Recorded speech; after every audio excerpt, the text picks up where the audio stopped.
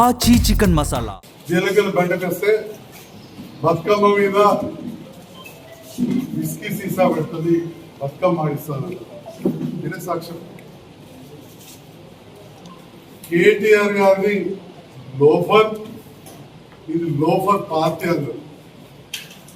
Loafer అన్నందుక కవితమ్మను whisky సీసా పెట్టి బతుకమ్మ ఆడుతున్నందుక కేసీఆర్ గారిని ఉద్యమకాలం నుంచి మొదలు పెడితే 25 ఏళ్ళు అనరాని మాటలు, దాంట్లో భాగంగా కమిషన్ కాకతీయ అని చెప్పి మిషన్ భయంతో పైపుల కుంభకోణం అని, కాళేశ్వరం ఏటీఎం అయిందని, కేటీఆర్ గారి లోపలను ఇవన్నీ అన్నందుకు మొన్న కేటీఆర్ గారు ఇక్కడికి వచ్చి ఎదురేగా ఆహ్వానించిపోయిందని నేను సందర్భంగా అంత సంతోషంగా ఉందా మిమ్మల్ని ఇన్ని మాటలు. ఈరోజు ఇక్కడ ఉన్న స్థానిక టీఆర్ఎస్ నాయకులు మా సోదరి వసంత మా తండ్రి గారు కూడా కొంత శుభ్రమైన ఉండరు. యాక్చువల్గా 2 ప్రభుత్వం ఉన్నప్పుడు అది 2021 నేను లెటర్ పెట్టి ఇచ్చిన. ఎందుకంటే బయట మాట్లాడలేదు. ఎంపీ చైర్మన్ సోదరి వసంత గారు తండ్రి మీద నాకు దయచేసినారు. వాళ్ళ ఊళ్ళో మాకు అభివృద్ధి కార్యక్రమం చేస్తూ స్కూల్లో చేస్తే చెట్లు కొడితే విజిలెన్స్ ఎంక్వైరీ పెట్టించారు జీవారెడ్డి గారు. ఇప్పుడు వాళ్ళిద్దరు దగ్గరైన చెట్టబట్టలు తిరుగుతున్నారు. ఒప్పుకోనట్టు ఆలోచించుకోవాలి. జగిత్యాల ప్రజలు నాకు మంచి సోదర సమానుడు సురేష్. ఈరోజు కూడా వసంత గారు చాలా మాట జారుతుంది, కానీ తమ్ముడు ఎక్కడ మాట జారినట్టు ఎక్కడ కూడా మా యూత్ గారు ఎవరు చెప్పలేదు. తెలియదా సురేష్ నా దగ్గరకు వచ్చింది, మీరు మాట్లాడింది వేసుకుంటారు తప్పుడు కేసులు చెప్పి వాళ్ళ తండ్రి వయసు అయిపోయింది, ఇంకా ఎవరు సీట్ అయింది తీసేయమని చెప్పి నేను మాట్లాడింది వాళ్ళకి తెలియదా. ఇంకొక నా అన్నలాంటి మిత్రుడు రమణన్న రాజకీయాలను విమర్శించుకుంటాం వ్యక్తిగతంగా దగ్గర అసలు రమణన్న జీవన్రెడ్డి గారు ఏ మాటలు అన్నారండి. 90 నెలలు గెలిచినప్పుడు కూడా రకరకాలుగా అన్నారు. దానబాలం అని, లిక్కర్ దందా అని తెలియదా. ఇక్కడ లేదా జీవన్రెడ్డి గారు ఆన్సర్. బ్యాంక్ అకౌంట్ లో ట్రాన్స్ఫర్ అయింది, దీని మీద విచారణ. ఆ తర్వాత అన్నింటికంటే బాధాకరం 2008లో ఎన్టీఆర్ ఆరోగ్య సేవ పెట్టి ఎన్నో సేవా కార్యక్రమాలు చేస్తే దాని మీద క్రిమినల్ కేసు పెట్టించాడు. రమణ గారి కుటుంబ సభ్యుల మీద, మిత్రుల మీద క్రిమినల్ కేసు పెడితే పోలీస్ స్టేషన్లో పోవాల్సి వచ్చింది, ఎంక్వైరీ ఎదుర్కోవాల్సి వచ్చింది. ఇక్కడ నుంచి ప్రణబ్ ముఖర్జీ గారికి కూడా లెటర్ పెట్టించారు ఫ్రాడ్ అయిందని చెప్పి. రమణ గారికి ఇవాళ బీఆర్ఎస్ యువత పింక్ కలర్ కుర్చీలు వేసుకుని మహానగరంలో కూర్చుంటుంది చెట్ల కింద. ఆ కుర్చీలు తీసి మున్సిపల్ ర్యాలీలు వేసి ఊరంలో వారేసారు. అందరూ కొట్లాడే. నేను బీఆర్ఎస్ తోటే ఉన్నా, ఇప్పటికీ చెప్తా ఉన్నా. వాళ్ళందరూ మంచి మిత్రులు.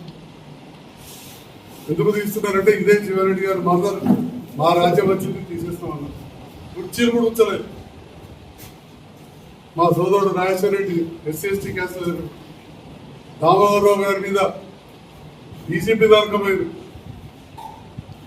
చిన్న చిన్న డీలర్లను కూడా డీలర్షిప్ తీసేసారు. కొంతమంది ఉద్యోగస్తులు అప్పుడున్న ప్రభుత్వానికి అనుకూలంగా మంచిగా పనిచేస్తే మళ్ళీ జిల్లాల్లో ఉండద్దని చెప్పి ట్రాన్స్ఫర్ చేశారు. అందుకే ఇవాళ మీరు అందరూ కూడా జీవన్ రెడ్డి గారికి ఎదురైన సాధిస్తున్నారు. లోపల అన్నది కాకంటే మేము మిమ్మల్ని గౌరవించుకున్నాం. ఎన్నడూ మాట్లాడలే, మీ దగ్గర నేను ఎన్నడూ కాఫీ తాగలే, మీ ఫామ్ హౌస్ ప్రభుత్వం వచ్చేంత ఎన్నడూ జగిత్యాల ప్రజలకు తెలిసిన తర్వాత విషయం. నేను టికెట్ కోసం ఎన్నడూ మీ దగ్గర రాలే. మీరు మీ కుటుంబ సభ్యులు మీ పిఎల్ ద్వారా నేను పిలిపించుకున్నారు. ఇది గెలిచే సీటు కాదు, 3వ స్థానం కేసీఆర్ గారి స్థానం. కష్టం అన్న అయినా పోటీ చేయనున్నాను. రాజకీయ కుటుంబంలోకి వచ్చిన మళ్ళా చెప్తున్నా, మీకంటే ఏ తక్కువ కుటుంబం కాదు రాజకీయంగా.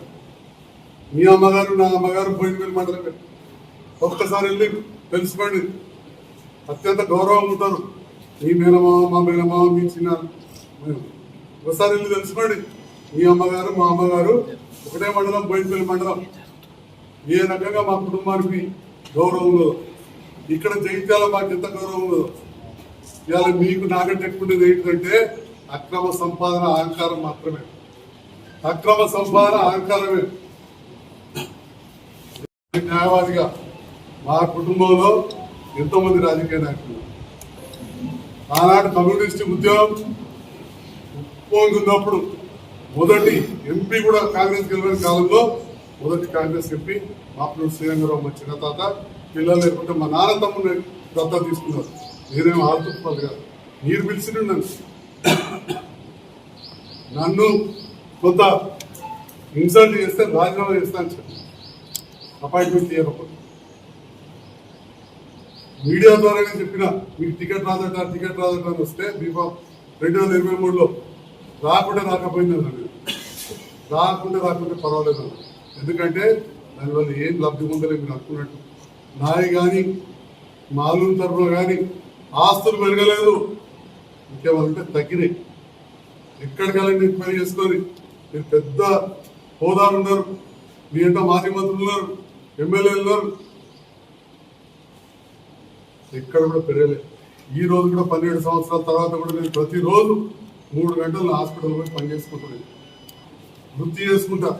నా వృత్తి ధర్మం, నా ఒకవైపు రాజకీయం ఇప్పుడు వృత్తి అయిపోయింది. అప్పుడేమో అది వృత్తి, రాజకీయం ప్రభుత్వం. రాజకీయాల్లో చిన్నప్పటికెళ్ళి తిరుగుతున్నా, మీకు కంటే ఒక 20 సంవత్సరాల ముందు నుండి తిరుగుతున్నా. మీరే 2004 వచ్చి కావచ్చు, నేను 84 నుంచి తిరుగుతున్నా. కేటీఆర్ గారు ఇష్టం వచ్చినట్టు మాట్లాడితే చాలాసార్లు ఒప్పుకోబట్టి, కానీ ఏ బ్రీడ్ హైబ్రిడ్ అంటే నేను ఇవాళ మిమ్మల్ని అడుగుతున్నా సార్, మరి ఇదే చంద్రశేఖర్ గౌడ్ మీరు నిలబెట్టి బీఫామ్ ఇయ్యాక క్రాస్ ఓటింగ్ మొత్తం చివరికి చేసినాడు, మీదే క్రాస్ బ్రీడ్ అని అడుగుతున్నా.